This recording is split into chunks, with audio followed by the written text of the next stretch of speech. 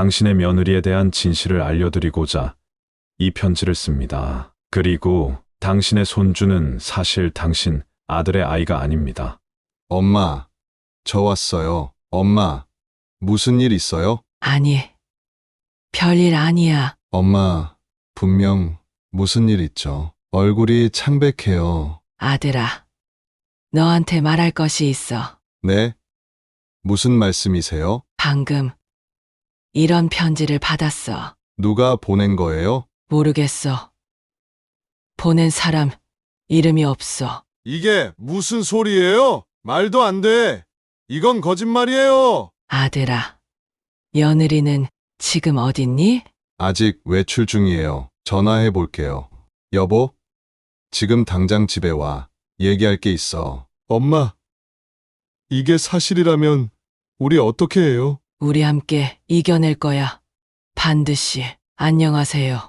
제 이야기를 들어주셔서 감사합니다. 쉽지 않은 이야기지만 누군가와 나누면 마음이 조금은 가벼워질 것 같아 용기를 내봅니다. 저는 이제 67살의 평범한 주부입니다. 하지만 제 인생은 그리 평범하지만은 않았죠. 40년 전 제가 27살 때 일이었어요. 그때 저는 두 아이를 키우는 평범한 주부였습니다. 큰아이는 10살, 작은아이는 8살이었죠. 남편은 중소기업에 다니는 평범한 회사원이었고 우리 가족은 그럭저럭 행복하게 살고 있었어요. 그러던 어느 날 제 인생을 뒤흔드는 사건이 일어났습니다. 남편의 외도를 알게 된 거예요. 그날의 기억은 아직도 생생해요. 남편의 전화기에서 우연히 발견한 낯선 여자와의 메시지들.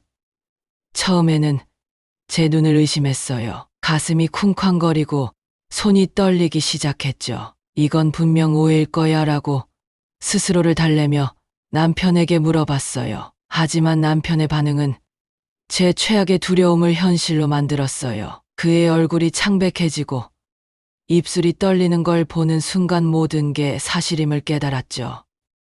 남편이 미안해. 라고 말했을 때 제 세상이 무너져 내렸어요. 그 순간 느낀 감정을 어떻게 표현해야 할지 모르겠어요. 배신감, 분노, 슬픔, 모든 감정이 한꺼번에 밀려왔죠. 가슴이 찢어지는 것 같았어요. 숨을 쉴 수가 없었고 온몸이 떨렸어요. 소리 지르고 싶었지만 목소리가 나오지 않았죠. 그저 멍하니 서 있다가 눈물이 볼을 타고 흘러내리기 시작했어요. 아이들 앞에서는 아무렇지 않은 척했지만 밤마다 베개를 적시며 울었어요. 잠을 이루지 못하는 밤이 계속됐고 식욕도 사라졌어요. 매일 아침 거울을 볼 때마다 초라해진 제 모습에 또 한 번 가슴이 아팠죠. 이혼을 고민했어요. 하루에도 수십 번씩 이혼해야 할까, 참고 살아야 할까 생각했죠. 하지만 아이들을 생각하면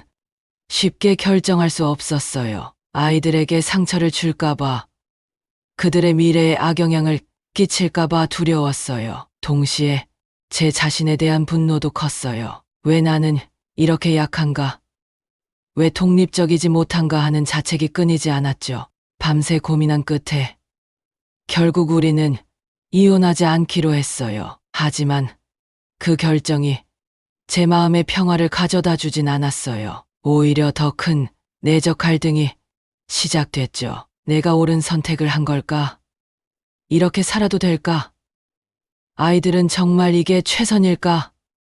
하는 의문이 끊이지 않았어요. 그 후로 우리의 관계는 완전히 달라졌습니다. 형식적으로는 부부였지만 서로에 대한 신뢰는 완전히 무너져 버렸죠. 같은 집에 살면서도 마음은 점점 멀어져 갔어요. 남편은 반성하는 모습을 보였지만 제 마음속 상처는 쉽게 아물지 않았어요. 매일 밤 잠들기 전 오늘 하루만 더 버텨보자라고 다짐하며 눈을 감았죠. 그 시절을 생각하면 지금도 가슴이 아파요. 하지만 그 경험이 저를 더 강하게 만들었다고 생각합니다. 아이들을 위해 꿋꿋이 살아야 했고 그 과정에서 제 자신을 돌아보는 시간도 가졌어요. 남편의 외도 이후 저는 아이들에게 더욱 집중했습니다. 특히 정직과 책임감의 중요성을 강조했죠. 아이들이 자라면서 겪게 될 인생의 고비들을 현명하게 헤쳐나가길 바랐거든요. 큰아들은 그 가르침을 특히 잘 따랐어요. 어릴 때부터 책임감 강하고 성실한 아이였죠. 학교에서도 늘 모범생이었고 친구들 사이에서도 신뢰받는 아이였어요. 그 모습을 보면서 저는 작은 위안을 얻었습니다. 적어도 아들은 아버지와는 다른 사람으로 자랐구나 하고 말이에요. 아들이 대학에 들어갔을 때 저는 그 어느 때보다 자랑스러웠어요. 좋은 대학에 입학했을 뿐만 아니라 학과 생활에서도 성실하게 임하는 모습을 보였거든요. 그리고 대학 3학년 때 아들이 여자친구를 사귀었다는 소식을 들었습니다.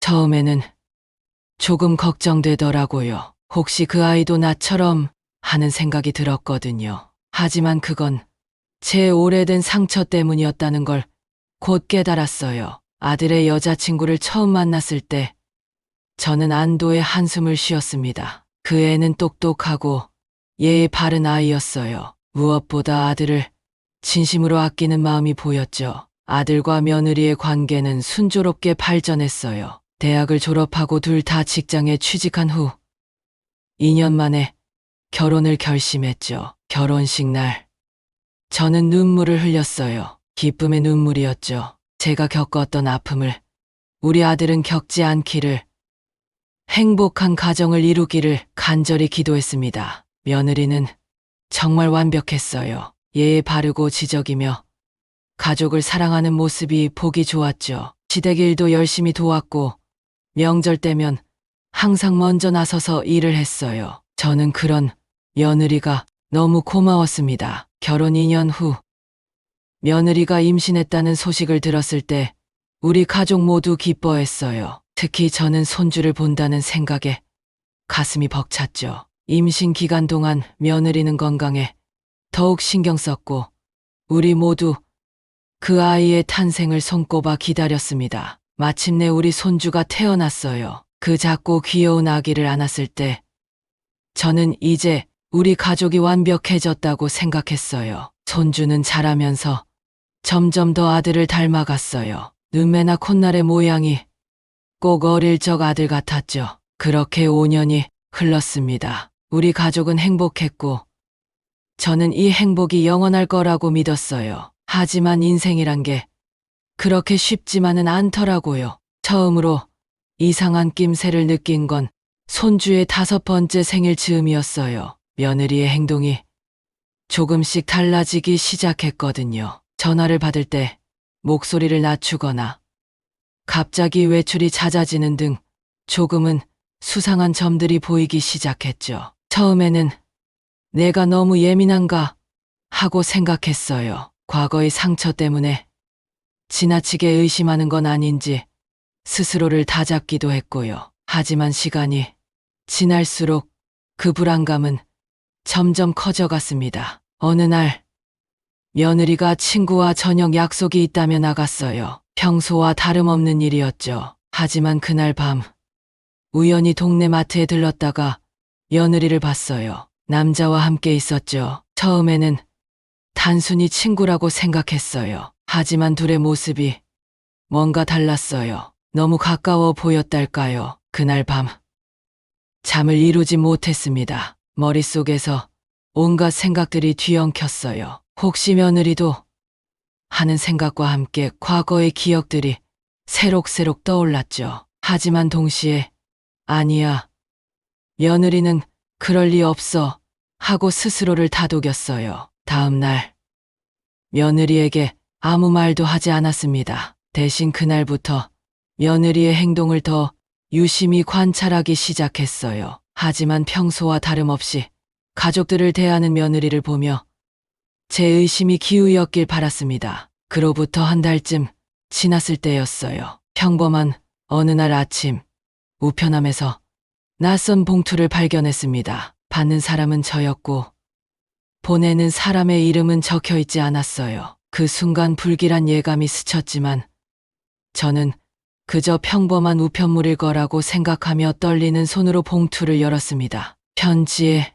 내용은 충격 그 자체였어요. 첫 문장을 읽는 순간 제 심장이 멎는 것 같았어요. 자신을 며느리의 옛 애인이라고 소개한 남자가 쓴 편지였는데 며느리와 자신이 계속 관계를 유지해왔다는 거예요. 눈앞이 흐려지고 머리가 어지러워졌어요. 하지만 더 끔찍한 내용이 기다리고 있었죠. 당신의 손주는 사실 당신 아들의 아이가 아닙니다. 이 문장을 읽는 순간 제 세상이 완전히 무너져 내렸어요. 숨을 쉴 수가 없었고 온몸에 힘이 빠졌어요. 소파에 주저앉아 한동안 아무 생각도 할 수 없었죠. 그저 멍하니 편지를 바라보며 이것이 현실이 아니기를 바랐어요. 처음에는 믿을 수 없었어요. 누군가의 악의적인 장난이라고 생각했죠. 하지만 편지와 함께 동봉된 사진들을 보고 나서는 더 이상 부정할 수 없었어요. 며느리와 그 남자가 함께 찍은 최근 사진들, 심지어 손주와 함께 찍은 사진도 있었거든요. 사진을 한 장 한 장 넘길 때마다 제 마음속에서 무언가가 조금씩 무너져 내렸어요. 마지막 사진에는 며느리와 그 남자, 그리고 우리 손주가 함께 찍힌 모습이 있었어요. 그들은 행복해 보였죠. 그 순간 느낀 배신감은 말로 표현할 수 없을 정도였어요. 40년 전 남편의 외도를 알았을 때 그 고통이 다시 한번 절 덮쳤어요. 하지만 이번에는 그때보다 더 큰 배신감과 분노가 밀려왔습니다. 남편의 배신도 극복하기 힘들었는데 이제는 며느리마저, 그리고 그 배신이 우리 손주에게까지 이어진다는 사실이 저를 더욱 괴롭혔어요. 제가 그토록 사랑하고 신뢰했던 며느리, 그리고 손주라고 생각했던 아이, 모든 것이 거짓이었다니 어떻게 이런 일이 있을 수 있을까요? 그동안 우리가 믿고 사랑했던 며느리가 이런 끔찍한 비밀을 숨기고 있었다니 말이에요. 분노, 배신감, 슬픔, 절망, 이 모든 감정이 한꺼번에 밀려와 저를 압도했어요. 가슴이 찢어지는 듯한 고통을 느꼈고 동시에 온몸에 힘이 빠져 아무것도 할 수 없었어요. 40년 전의 상처가 다시 열리는 것 같았고 그 위에 새로운 상처가 더 씌워지는 느낌이었죠. 한동안 아무것도 할 수 없었어요. 그저 멍하니 앉아 울기만 했죠. 울면서 계속 같은 생각이 들었어요. 왜 또 나에게 이런 일이 일어나는 걸까? 내가 뭘 잘못했길래? 자책과 원망, 분노가 제 마음을 가득 채웠어요. 하지만 곧 정신을 차려야 한다는 생각이 들었어요. 이 사실을 아들에게 알려야 했거든요. 아들에게 이 끔찍한 진실을 어떻게 전해야 할지, 그리고 이 사실이 아들에게 어떤 영향을 미칠지 생각하니 가슴이 또 한 번 무너져 내렸어요. 이 모든 상황이 너무나 비현실적이고 고통스러웠어요. 하루아침에 우리 가족의 행복이, 그리고 제가 그토록 소중히 여겼던 믿음이 모두 산산조각 나버렸죠. 하지만 동시에 이 고통을 이겨내고 우리 가족을 지켜야 한다는 의무감도 느꼈어요. 그날 이후로 저는 매일 아침 거울을 볼 때마다 제 눈에 깃든 슬픔을 보게 됐어요. 하지만 그 슬픔 속에서도 작은 희망의 빛을 찾으려 노력했죠. 이 시련을 어떻게든 이겨내고 우리 가족을 다시 일으켜 세워야 한다는 강한 의지가 생겼어요. 그것이 제가 할 수 있는 유일한 일이었으니까요. 아들에게 이 사실을 어떻게 알려야 할지 며칠을 고민했어요. 밤마다 잠을 이루지 못하고 수없이 많은 시나리오를 머릿속에서 그려봤죠. 어떤 말로도 이 고통을 줄일 수 없을 것 같았어요. 하지만 더 이상 미룰 수 없다는 걸 알았죠. 아들이 알 권리가 있었고 우리 가족이 함께 이 문제를 직면해야 했으니까요. 주말 아들을 불러 단둘이 이야기할 시간을 가졌어요. 아들이 도착했을 때 그의 밝은 미소를 보니 제 마음이 더 아파왔어요. 곧 그 미소가 사라질 것을 알았기 때문이죠. 아들아, 앉아볼래? 엄마가 너한테 꼭 해야 할 이야기가 있어. 제 목소리가 떨리고 있었어요. 아들은 제 표정을 보고 뭔가 심각한 일이 있음을 직감한 것 같았어요. 엄마, 무슨 일 있어요? 걱정되게. 저는 깊은 숨을 들이쉬고 천천히 이야기를 시작했어요. 처음에는 일반적인 이야기로 시작했지만 곧 본론으로 들어갔죠. 제가 받은 편지와 사진들을 아들에게 보여주었어요. 이게 무슨, 아들의 얼굴이 순식간에 창백해졌어요. 그의 손이 떨리기 시작했고 눈에는 믿을 수 없다는 표정이 가득했죠. 엄마, 이건 거짓말이에요. 누군가 우리 가족을 질투해서 그런 거예요. 아들이 필사적으로 말했어요. 그의 목소리에서 공포와 부정이 느껴졌어요. 하지만 사진들을 자세히 보면서 그의 얼굴이 점점 창백해졌어요. 특히 손주와 그 남자가 함께 찍은 사진을 보았을 때 아들의 눈에서 희망의 빛이 사라지는 걸 볼 수 있었어요. 어떻게 이럴 수가 있죠? 아들이 떨리는 목소리로 말했어요. 그의 눈에 눈물이 고이기 시작했죠. 저는 아들을 꼭 안아주었어요. 그 순간 아들이 울음을 터뜨렸어요. 엄마, 난 이제 어떻게 해야 하죠? 아들이 흐느끼며 물었어요. 저는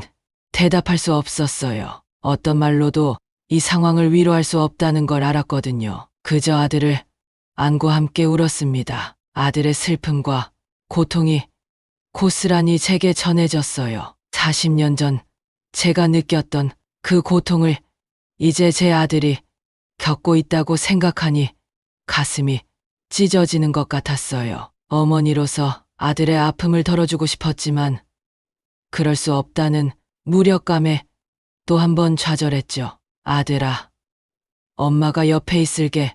우리 함께 이겨낼 거야. 저는 떨리는 목소리로 말했어요. 하지만 제 말이 얼마나 공허하게 들릴지 알고 있었죠. 한참을 그렇게 있다가 아들이 천천히 몸을 일으켰어요. 그의 눈에는 이제 슬픔 대신 결연한 의지가 보였어요. 엄마, 아내에게 직접 물어봐야 할 것 같아요. 아들이 말했어요. 저는 고개를 끄덕였습니다. 이제 진실과 마주할 시간이었어요. 아들의 결심을 보며 제 마음 한구석에서 작은 자부심이 피어올랐어요. 이런 상황에서도 진실을 마주하려는 아들의 용기가 대단해 보였거든요. 그래, 아들아, 엄마가 함께 있어줄게. 제가 말했어요. 우리는 서로를 바라보며 잠시 침묵했어요. 그 침묵 속에는 말로 표현할 수 없는 많은 감정이 담겨 있었죠. 슬픔, 분노, 배신감.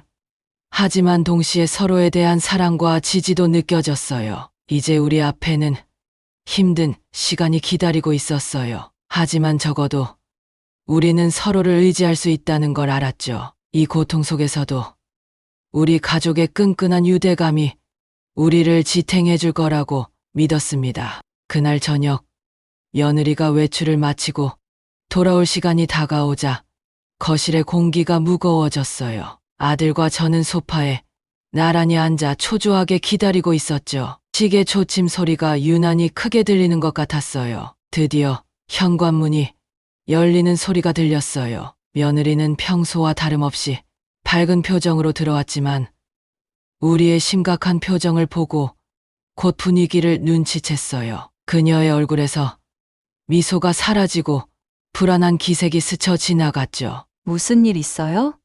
며느리가 조심스럽게 물었어요. 그녀의 목소리에서 약간의 떨림이 느껴졌어요. 아들이 천천히 일어나 편지와 사진들을 며느리에게 건넸어요. 며느리가 그것들을 받아들자마자 그녀의 표정이 순식간에 변했죠. 놀람, 공포, 그리고 죄책감이 그녀의 얼굴을 스쳐 지나갔어요. 그녀의 손이 떨리기 시작했고 얼굴이 창백해졌어요. 이게 무슨... 며느리가 말을 더듬었어요. 그녀의 눈에는 공포가 가득했죠. 사실이야? 아들이 차갑게 물었어요. 그의 목소리에는 분노와 고통이 섞여 있었죠. 며느리는 한동안 아무 말도 하지 못했어요. 그저 고개를 숙이고 흐느낄 뿐이었죠. 그 모습을 보니 분노와 동시에 연민이 느껴졌어요. 하지만 그녀가 우리 가족에게 준 상처를 생각하면 마음이 복잡해졌죠. 여보, 제발 사실대로 말해줘. 아들이 떨리는 목소리로 말했어요. 그의 눈에는 눈물이 고여 있었어요. 마침내 며느리가 입을 열었어요. 미안해. 정말 미안해. 그녀의 목소리는 흐느낌으로 가득 찼어요. 나도 어쩔 수 없었어. 너무 무서웠고, 여보를 실망시키고 싶지 않았어. 그녀의 고백이 시작되었죠. 대학 시절 만난 전 남자친구와의 관계, 결혼 후에도 계속된 만남, 그리고 아이의 친부가 누구인지 확실치 않다는 사실까지 모든 것을 털어놓았어요. 며느리의 말 한마디 한마디가 우리의 마음에 깊은 상처를 내고 있었죠. 아들의 표정은 점점 더 굳어갔어요. 그의 눈에서는 분노와 배신감, 그리고 깊은 슬픔이 보였어요. 왜 그랬어? 아들이 물었어요. 그의 목소리는 떨리고 있었어요. 며느리는 고개를 들어 우리를 바라봤어요. 그녀의 눈에는 후회와 두려움, 그리고 절망이 가득했죠. 나도 잘 모르겠어. 처음엔 그저 우연한 만남이었는데, 점점 빠져들었고, 그만둬야 한다는 걸 알면서도 용기가 나지 않았어. 그리고 아이가 생겼을 때 너무 두려웠어. 진실을 말하면 모든 것을 잃을 것 같았거든. 그녀의 말을 들으며 저는 복잡한 감정에 휩싸였어요. 분노와 배신감이 가장 컸지만 한편으로는 그녀의 두려움과 연약함에 대한 이해도 조금은 생겼죠. 하지만 그것이 그녀의 행동을 정당화할 순 없었어요. 용서해달라는 게 아니야, 단지. 이해해줬으면 해. 그리고 아이에게는 화내지 말아줘. 아이는 아무 잘못이 없어. 며느리가 흐느끼며 말했어요. 그 순간 아들이 벌떡 일어났어요. 그의 얼굴은 분노로 일그러져 있었죠. 이해하라고? 어떻게 이런 배신을 이해해 달라는 거야?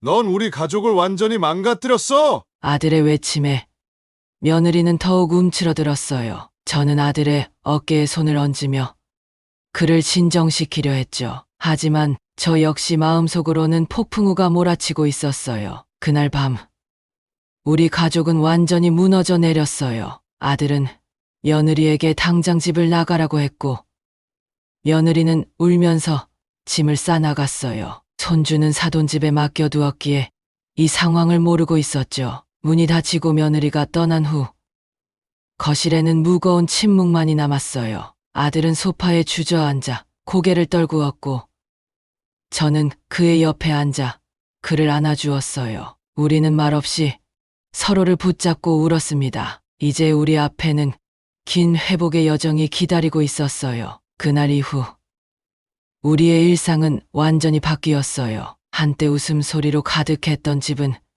이제 무거운 침묵만이 감돌았죠. 매일 아침 일어날 때마다 현실을 다시 한번 받아들여야 했어요. 이 모든 것이 악몽이 아니라 우리가 직면해야 할 현실이라는 사실이 가슴을 짓눌렀죠. 아들은 회사에 휴가를 내고 집에 틀어박혔어요. 그의 모습은 제 가슴을 아프게 했어요. 한때 자신감 넘치고 활기찼던 아들의 모습은 온데간데였고 그저 빈 껍데기만 남은 것 같았죠. 밥도 제대로 먹지 않고 하루 종일 방에 누워 있었어요. 가끔 그의 방에서 흐느끼는 소리가 들려올 때면 저도 모르게 문 앞에 서서 눈물을 훔치곤 했어요. 아들아, 밥 좀 먹자. 매일 그의 방문을 두드리며 말했지만 대부분 입맛이 없어요.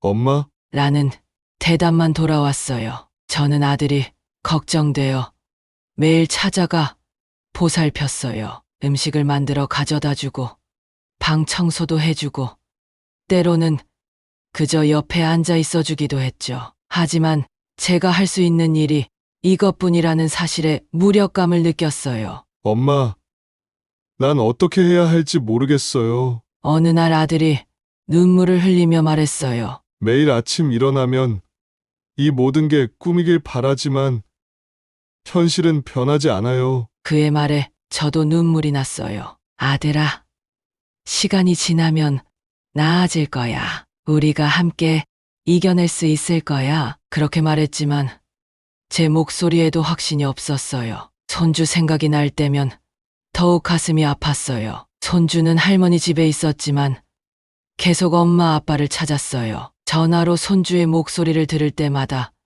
제 마음이 찢어지는 것 같았어요. 할머니, 엄마 아빠는 언제 와요? 보고 싶어요. 손주의 순진한 질문에 어떻게 대답해야 할지 몰랐어요. 우리는 아직 손주에게 무슨 일이 있었는지 말할 수 없었어요. 어떻게 5살 아이에게 이런 복잡하고 아픈 상황을 설명할 수 있겠어요? 손주의 눈에 비치는 순수함과 기대를 보면 볼수록 우리가 그 아이에게 곧 줄 상처를 생각하면 마음이 무너져 내렸어요. 며느리는 가끔 전화를 걸어 용서를 구했지만 아들은 전화를 받지 않았어요. 한 번은 제가 그녀의 전화를 받았는데 그녀의 흐느끼는 목소리를 들으니 복잡한 감정이 들었어요. 어머님, 정말 죄송해요. 제가 잘못했어요. 용서해 주세요. 그녀의 말에 제 마음 한구석이 아팠지만 동시에 분노도 치밀어 올랐어요. 용서, 그게 그렇게 쉬운 일이라고 생각하니? 제 목소리가 떨렸어요. 넌 우리 가족을 완전히 망가뜨렸어. 그 상처가 얼마나 깊은지 알기나 하니? 너 때문에 아직도 힘들어하는 우리 아들은 무슨 죄니? 그리고 아무것도 모르는 손주는 무슨 죄냐고? 전화를 끊고 나서 한동안 울었어요. 며느리를 미워하고 싶었지만 동시에 그녀도 이 상황에서 고통받고 있다는 걸 알았죠. 하지만 그녀를 용서하기에는 아직 너무 이른 것 같았어요. 집안 곳곳에 남아있는 추억들이 저를 괴롭혔어요. 거실에 걸린 가족 사진, 손주의 장난감들, 며느리가 쓰던 물건들, 모든 것이 우리가 잃어버린 행복을 상기시켰죠. 때로는 이 모든 것을 치워버리고 싶다는 충동이 들기도 했어요. 하지만 그럴 때마다 이것들이 언젠가 우리 가족이 다시 행복했던 증거라고 스스로를 달랬죠. 밤이 되면 더욱 힘들었어요. 고요한 밤중에 혼자 깨어있으면 온갖 생각들이 머릿속을 맴돌았죠. 내가 뭔가 눈치챘어야 했는데, 더 좋은 며느리를 골랐어야 했는데 하는 후회와 자책이 밀려왔어요. 하지만 이내 그런 생각들을 떨쳐내려 노력했어요. 지금은 후회할 때가 아니라 앞으로 나아가야 할 때라는 걸 알았으니까요. 이 모든 상황이 너무나 복잡하고 고통스러웠어요. 어떻게 해야 할지, 무엇이 옳은 것인지 알 수 없었죠. 그저 하루하루를 버티며 살아갈 뿐이었어요. 하지만 한 가지 확실한 건 우리 가족이 이 시련을 함께 이겨내야 한다는 거였어요. 아무리 힘들어도 우리는 서로를 의지하며 앞으로 나아가야 했습니다. 며칠이 지나고 아들이 조금씩 정신을 차리기 시작했어요. 그의 눈에 다시 생기가 돌아오는 것을 보니 안도감이 들었지만 동시에 앞으로 닥칠 힘든 시간들을 생각하니 마음이 무거워졌죠. 엄마, 변호사를 만나보려고 해요. 어느 날 아침 아들이 조용히 말했어요. 그의 목소리에서 결연함이 느껴졌지만 동시에 깊은 슬픔도 배어 있었죠. 아들과 함께 변호사 사무실로 향하는 길은 마치 사형 선고를 받으러 가는 것 같았어요. 차 안에서 우리는 아무 말도 하지 않았지만 서로의 긴장감을 느낄 수 있었죠. 변호사와의 상담은 생각보다 더 힘들었어요. 이혼 소송을 제기하고 재산 분할에 대해 논의하고 양육권 문제를 다루는 과정에서 우리 가족의 행복했던 순간들이 파편처럼 흩어지는 것 같았어요. 친자 확인 검사도 진행해야 할 것 같습니다.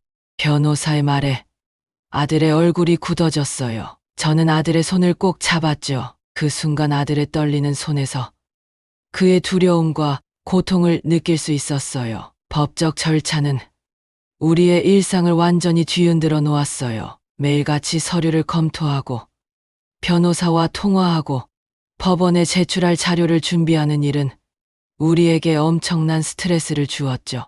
밤에는 불안과 걱정으로 잠을 이루지 못하는 날이 많았어요. 엄마, 이렇게 사는 게 맞는 걸까요? 어느 날 밤 아들이 물었어요. 그의 목소리에는 깊은 피로감이 묻어 있었죠. 때로는 그냥 모든 걸 포기하고 싶어요. 저는 아들을 꼭 안아주었어요. 아들아, 이건 우리가 반드시 거쳐야 할 과정이야. 힘들지만 이걸 통해 우리는 새로운 시작을 할 수 있을 거야. 특히 양육권 문제는 가장 큰 고민거리였어요. 손주에 대한 사랑은 변함이 없었지만 그 아이가 정말 우리 핏줄인지에 대한 의문이 우리를 괴롭혔죠. 이 문제로 아들과 저는 몇 번이나 의견 충돌을 겪었어요. 하지만 저는 걱정이 되었어요. 그래도 아들아, 확실히 알아야 하지 않을까? 나중에 더 큰 문제가 생길 수도 있어. 이런 대화를 나눌 때마다 우리 모두 가슴이 아팠어요. 손주를 사랑하는 마음과 현실적인 문제 사이에서 우리는 갈등했죠. 마침내 친자 확인 검사 결과가 나왔어요. 그 봉투를 받았을 때 제 손이 떨렸어요. 아들과 함께 조심스럽게 봉투를 열었죠. 결과는 우리의 우려대로였어요. 손주는 아들의 아이가 아니었어요. 그 순간 방 안의 공기가 무거워졌어요. 아들은 한동안 아무 말도 하지 못했고 저는 그저 그를 안아줄 수밖에 없었죠. 이제 어떻게 해야 하죠? 엄마, 아들이 떨리는 목소리로 물었어요. 그의 눈에는 깊은 상처와 혼란이 가득했죠. 이 결과는 우리에게 또 다른 충격을 안겨주었어요. 하지만 동시에 아들은 놀라운 성숙함을 보여주었죠. 친자 확인 결과와 상관없이 그 아이는 내 아들이에요. 5년 동안의 부자 관계가 없어지는 건 아니잖아요. 아들이 말했어요. 그 말을 듣고 저는 눈물이 났어요. 제 아들이 이렇게 성숙하고 책임감 있는 사람으로 자랐다는 사실에 자부심을 느꼈죠. 동시에 손주에 대한 제 마음도 확고해졌어요. 피가 섞였든 아니든 그 아이는 우리 가족이었으니까요. 결국 아들은 며느리와 합의 이혼을 하기로 했어요. 손주의 주 양육자는 아들이 되기로 했죠. 며느리도 이에 동의했어요. 아마도 자신의 잘못에 대한 보상이라고 생각했던 것 같아요. 이 모든 과정은 우리 가족에게 큰 상처를 남겼지만 동시에 우리를 더 강하게 만들어 주었어요. 우리는 서로를 더 깊이 이해하게 되었고 가족의 의미에 대해 다시 한번 생각하게 되었죠. 법적 절차가 끝나갈 무렵 아들이 제게 말했어요. 엄마, 우리가 이걸 이겨냈어요. 앞으로 어떤 일이 있어도 우리는 할 수 있을 거예요. 그 말을 듣고 저는 미소 지었어요. 우리 앞에는 여전히 많은 어려움이 기다리고 있었지만 이제 우리는 그것들을 함께 극복해 나갈 수 있다는 믿음이 생겼으니까요. 이혼 절차가 마무리되고 우리는 새로운 삶을 시작해야 했어요. 아들은 손주와 함께 새 집으로 이사했고 저는 자주 그들을 방문해 돌봐주었죠. 하지만 우리가 생각했던 것보다 상황은 더 복잡해졌어요. 며느리는 이혼 후에도 계속해서 아들에게 연락을 취했어요. 처음에는 손주 때문이라고 생각했죠. 하지만 점점 그 횟수가 늘어나고 내용도 달라지기 시작했어요. 화해를 요구하고 다시 시작하자고 애원하기도 했죠. 아들은 단호했어요. 이제 끝났어. 더 이상 돌이킬 수 없어. 라고 거듭 말했지만 며느리는 포기하지 않았어요. 직장으로 찾아오고 집 앞에서 기다리기도 했죠. 심지어 한 번은 술에 취해 한밤중에 찾아와 소란을 피우기도 했어요. 결국 아들은 법적 조치를 취하기로 결심했어요. 변호사와 상담 후 며느리를 상대로 접근금지 명령을 신청했죠. 법원에서 이를 받아들여 며느리는 더 이상 아들과 손주에게 접근할 수 없게 되었어요. 이 과정은 우리 모두에게 정말 고통스러웠어요. 한때 가족이었던 사람을 이렇게 대해야 한다는 게 가슴 아팠죠. 하지만 아들과 손주의 안전과 평화를 위해서는 필요한 조치였어요. 이런 극단적인 상황을 겪으면서 우리 가족은 더욱 강하게 치유의 과정을 거쳤어요. 아들은 심리 상담을 받기 시작했고, 저 역시 협력 단체에 참여하며 비슷한 경험을 한 사람들과 이야기를 나눴죠. 손주는 이 모든 상황을 이해하기 힘들어했어요. 왜 갑자기 엄마를 만날 수 없는지, 왜 모두가 슬퍼하는지 혼란스러워했죠. 우리는 아동 심리학자의 도움을 받아 손주에게 상황을 설명하고 이해시키려 노력했어요. 이 과정에서 저는 용서의 어려움에 대해 많이 생각했어요. 며느리를 용서하고 싶었지만 그녀의 행동으로 인해 그 마음이 점점 사라져갔죠. 하지만 동시에 미움을 안고 살아가는 것이 얼마나 힘든 일인지도 깨달았어요. 엄마, 난 아직도 화가 나요. 하지만 이제 그 분노가 내 삶을 지배하지 않도록 할 거예요. 어느 날 아들이 말했어요. 그 말을 들으며 저는 제 아들이 얼마나 성장했는지 다시 한번 느꼈어요. 2년이 지난 지금 우리 가족은 완전히 새로운 모습으로 살아가고 있어요. 아들은 손주와 함께 살면서 싱글대디로서의 삶에 적응했어요. 며느리와는 더 이상 연락하지 않고 있죠. 손주는 이제 7살이 되었고 학교에 다니기 시작했어요. 처음에는 엄마의 부재로 힘들어했지만 점차 적응해 나갔어요. 선생님께서도 손주가 밝고 친구들과 잘 어울린다고 하시더라고요. 저는 일주일에 몇 번씩 아들의 집에 가서 손주를 돌봐주고 있어요. 때로는 손주가 엄마에 대해 물어볼 때면 가슴이 아프지만 우리는 최선을 다해 대답하고 있어요. 할머니, 나 오늘 학교에서 그림 그렸어요.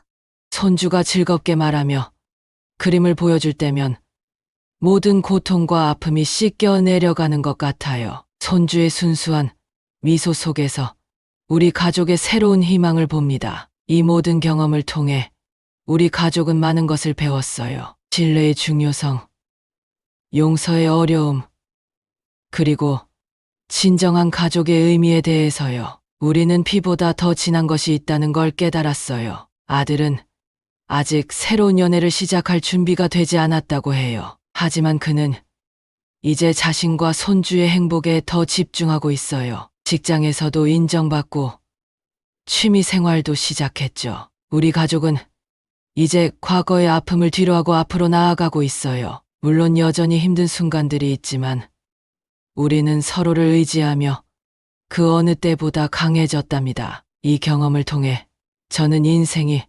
얼마나 예측 불가능한지, 그리고 그 속에서 우리가 얼마나 강해질 수 있는지 배웠어요. 앞으로 어떤 일이 일어날지 모르지만 우리 가족은 함께 그 어떤 어려움도 이겨낼 수 있을 거라고 믿어요.